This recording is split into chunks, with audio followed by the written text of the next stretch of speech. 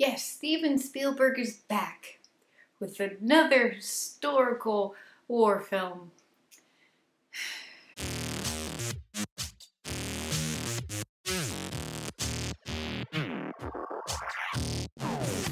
So, Bridge of Spies, directed by Steven Spielberg and starring Tom Hanks.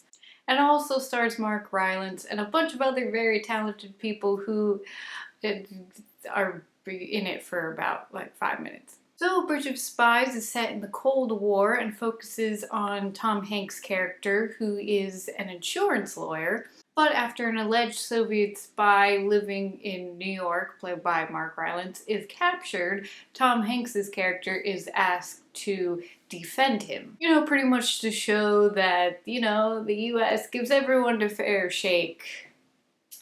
But then an American spy pilot gets captured by the Soviets, so then Tom Hanks is asked to make the swap.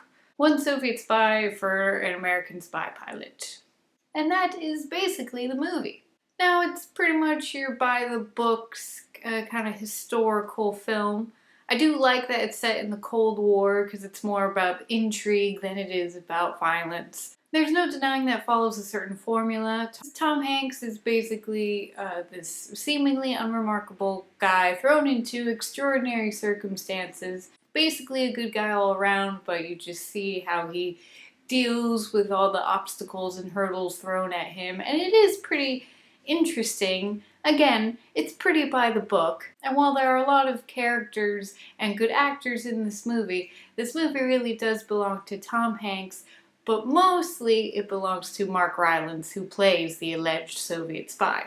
Mark Rylance is actually known for being a Shakespearean actor, and he's been in movies more often. I think he was in the Gunman, that Sean Penn movie that no one saw. He gives a really great understated performance, not over the top, but you really feel for his character. And you always kind of pay attention to him more than Tom Hanks.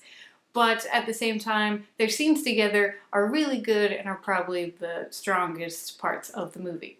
Also, another very strong aspect of this movie is the writing, because part of this movie is written by the Coen brothers.